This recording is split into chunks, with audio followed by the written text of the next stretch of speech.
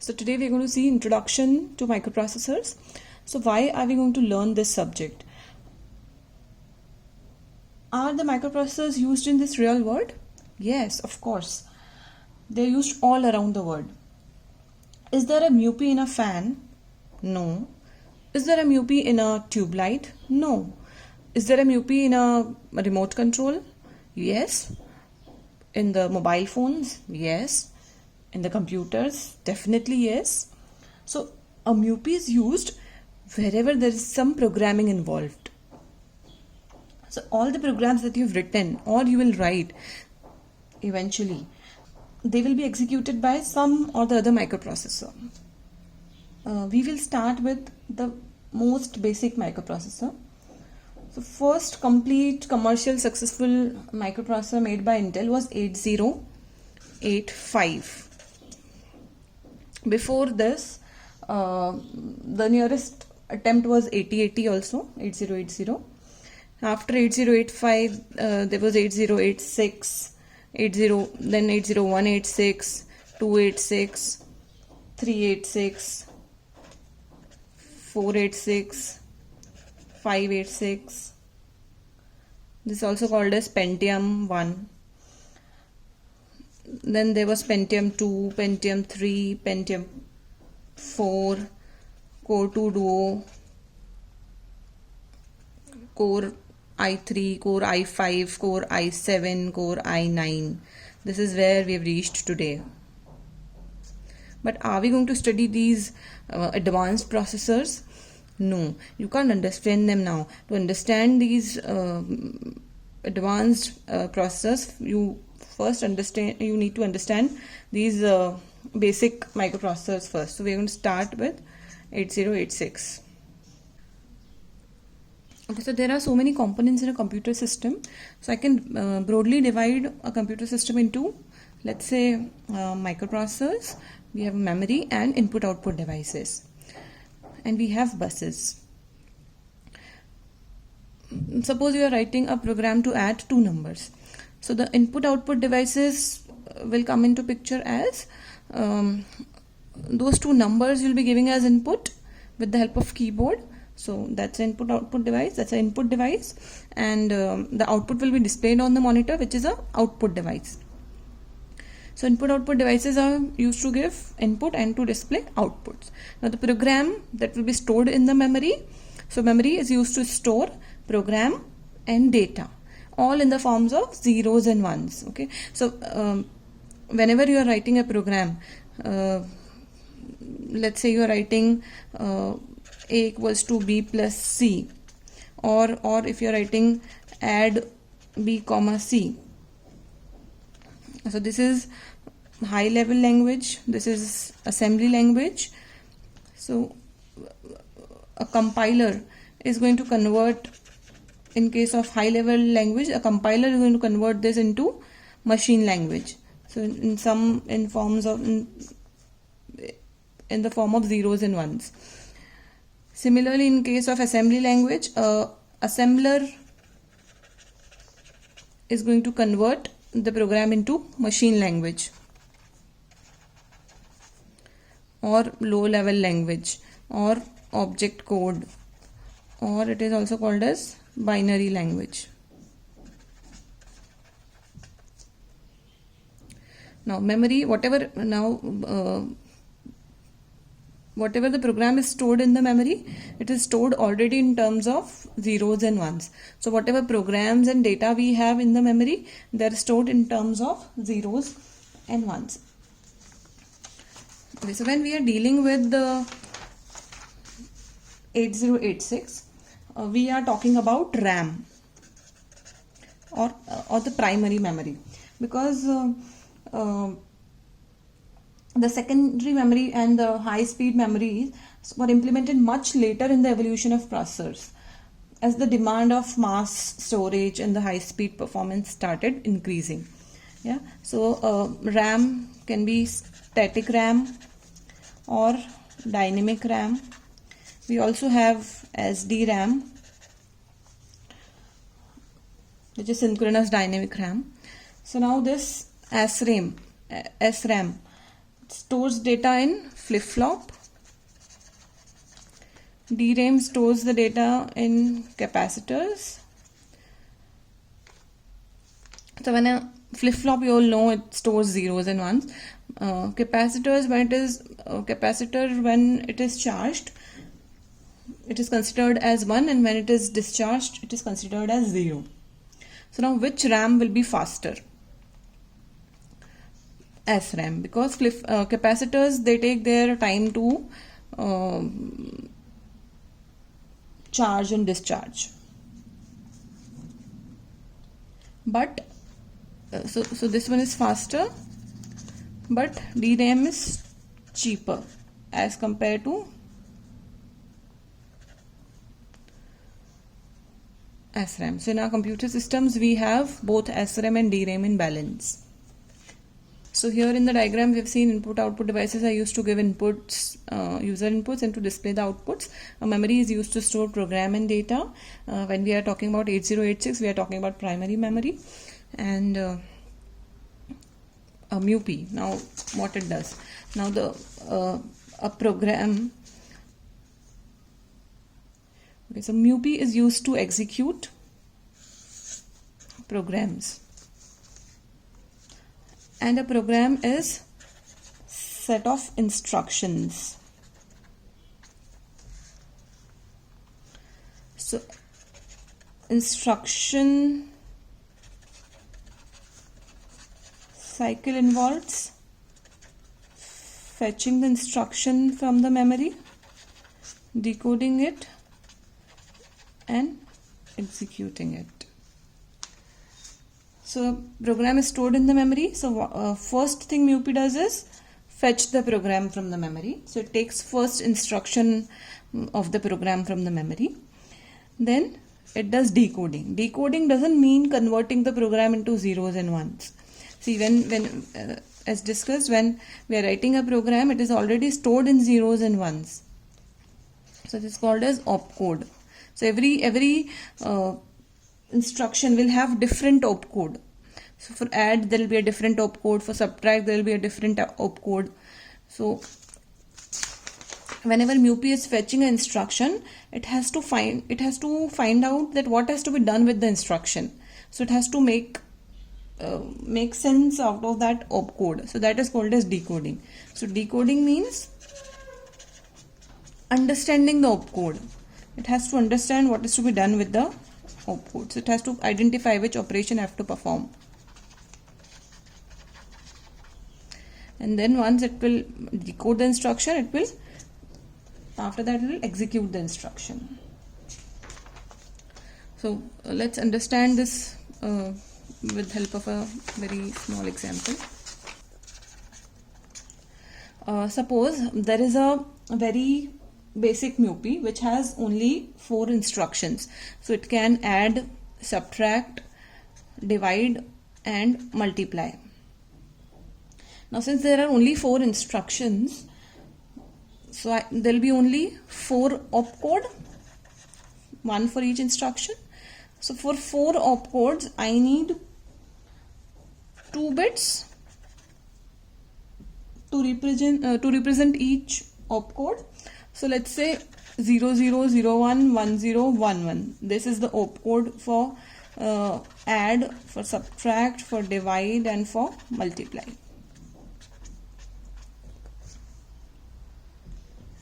Now this is the memory. In the memory there are various memory locations, and these locations, these are the memory locations, and some data is stored in these locations. So let's say there's a program stored in the memory. So this is a program which is stored 0000 some 0011. So what is the meaning of this instruction? This is add, this is again add, and this is multiply. Now there will be a processor. Now inside this processor there will be, let's say, a 2:4 decoder. which will take 2 inputs and will give 4 outputs.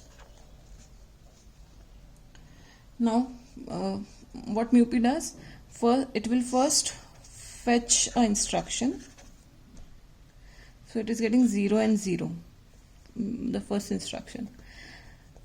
Then so these are the 4 outputs. 0 0 means add, subtract, divide and multiply.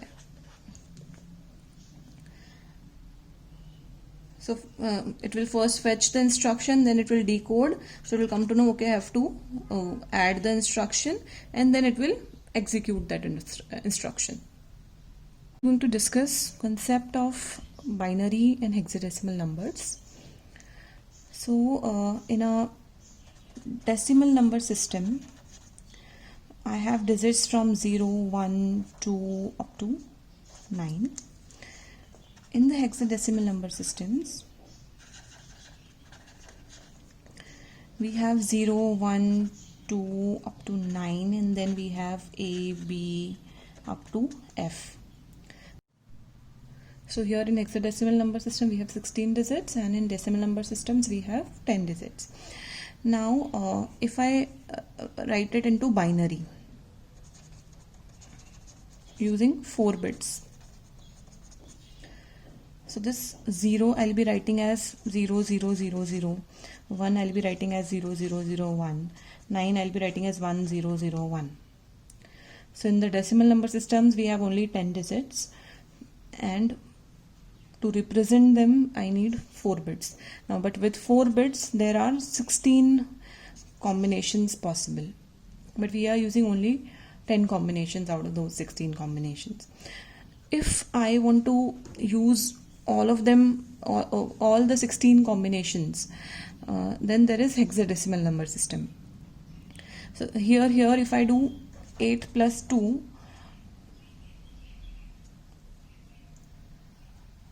so 8 is 1 0 0 0, 2 is 0 0 1 0. If I add both of them, I get 1 0 1 0, which is 10 in decimal. So now to represent 10, I need two places or 2 digits. But here to represent 10, I need only 1 digit. So in small space, more information can be stored. So with 4 bits in decimal number system, the maximum number can be 9999. But in hexadecimal number systems with 4 bits, the maximum number can be FFFF, which is 65,535 in decimal. So in computer systems we use hexadecimal number systems. So whatever is stored in the memory, that is stored in the binary form, but it is not the binary form of decimal numbers. It is the binary form of hexadecimal numbers. So now let's see how to convert hexadecimal number into binary numbers. So to convert hexadecimal to binary, you have to represent every digit with 4-bit binary. So let's say if I have to represent, this is hexadecimal number 0, this H represents that it is hexadecimal number. So if to write it into binary, I will write 4-bit binary of this number. So every digit we have to write 4-bit binary. So if I write 3H 0011, 4-bit binary. If I have to write 32H into binary, so I'll have to write, first I have to write 4 bits for 3 and 4 bits for 2. So for this 2, 4 bits binary equivalent, for 3 0011. Now how to find this 4-bit value? So you can see, so it is, this is 2 power 0, this is 2 power 1, this is 2 power 3, this is 2 power 4. So 2 power 0 is 1, 2 power 1 is 2, 2 power 3 is 4, and this is 8. So you remember this 8, 4, 2, 1. So now whatever number you have, let's say I have 74H. Now what is 7 in binary? So you have to see which digits here are giving you the sum as 7. So 4 plus 2, 6, plus 1, 7. So these three positions will be 1 and this position will be 0. So this is 7 in binary. Now 4. Now you have to again check which digits are giving you sum as 4. So this 4 is 4. So only this position there will be a 1 and other positions there will be a 0. So 0, 1, 0, 0. Let's say FFH. So F means 15. So now you again check which digits are giving you a sum of 15. So 8 plus 4, 12, plus 2, 14, plus 1, 15. So all 4 digits will be 1. Again for F, 1, 1, 1, 1. So let's see one more example. Let's say we have 8A. So 8, again you have to see which digits are giving you sum as 8. So here at this position I'll have a 1 and other positions I'll have a 0. A means 10. So 8 plus 2, 10. So only these two positions will be 1 and other positions will be 0. So this is how you convert a hexadecimal number into a binary number. Okay. So for one digit, every digit you have to represent with 4-bit binary numbers. So this one is a 8-bit number. Because 8-bit number in binary, because every digit will be representing with 4 bits. So now let's see some examples of 8-bit and 16-bit numbers. So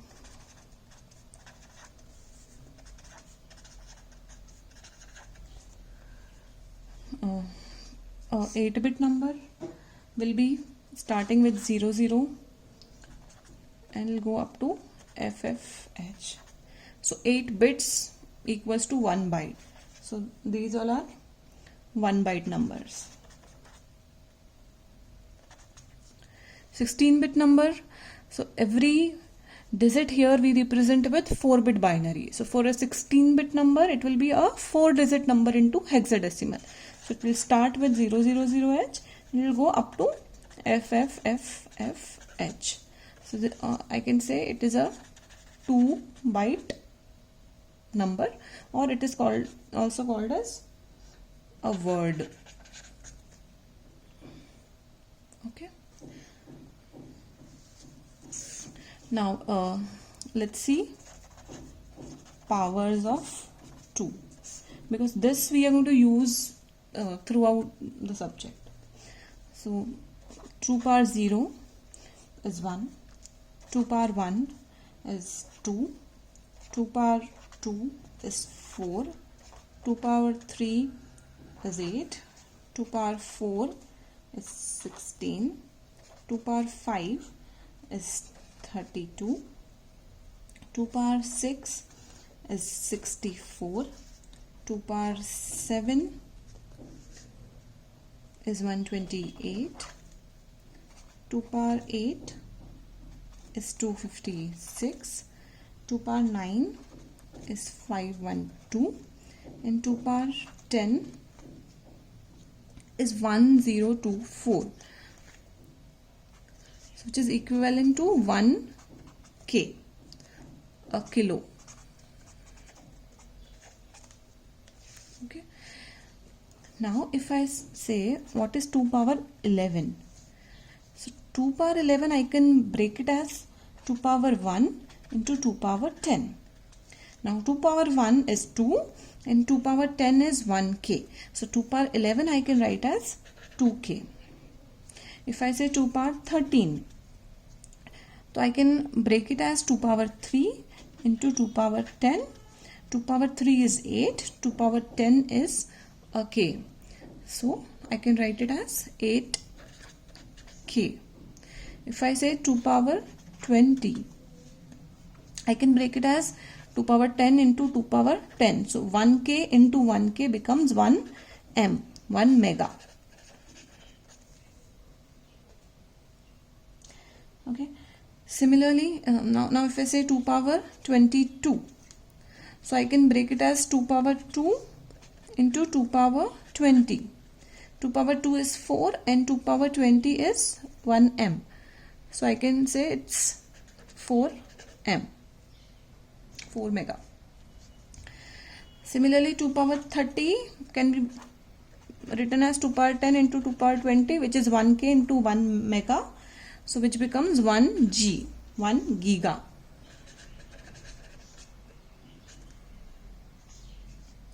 Similarly, 2 power 40 is 1 T, 1 tera.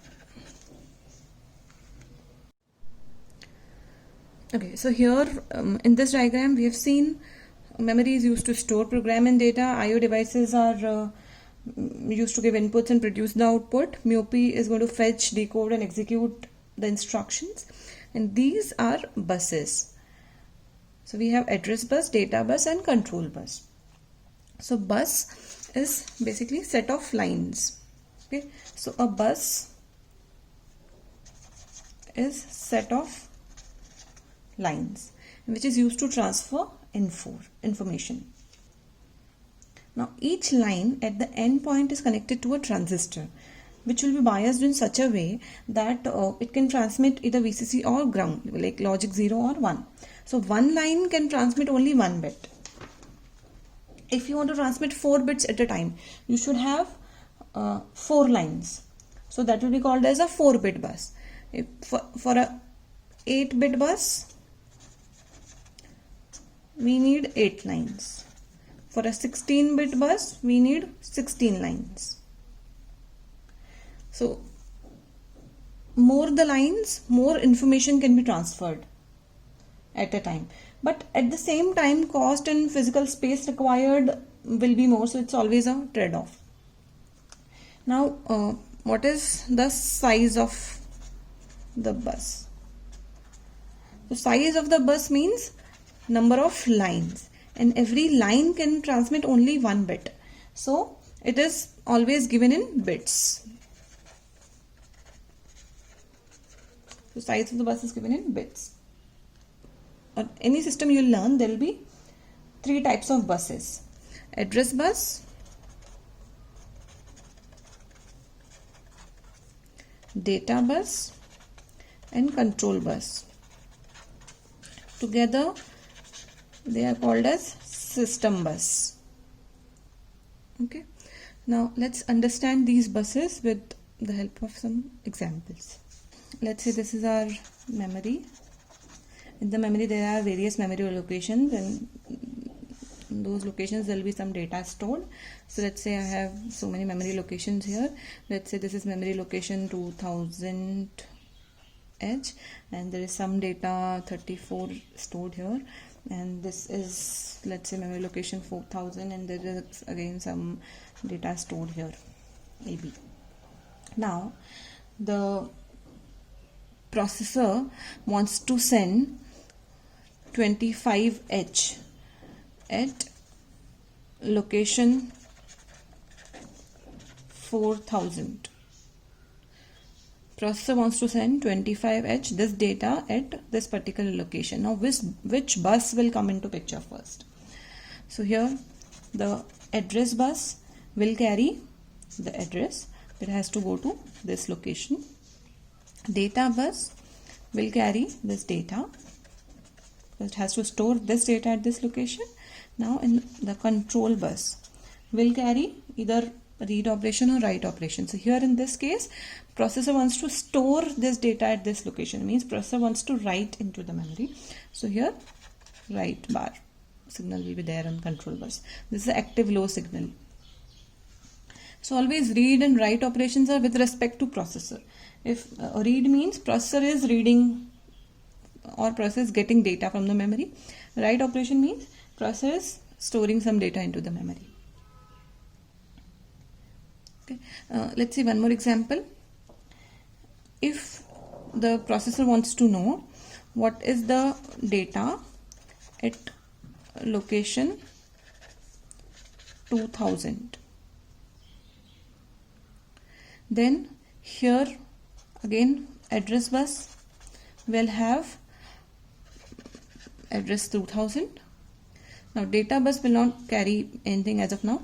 The control bus will have which signal? Now here processor wants to know the data at this location, means processor wants to read the data at this location. So it will have read bar signal, and then the data bus will carry the data 34H, which is stored at this memory location. Okay, so we have three types of buses: address bus, data bus, and control bus. Address bus is used to carry address, data bus is used to carry data, and control bus performs control operations. So in the next lecture we'll discuss features of 8086.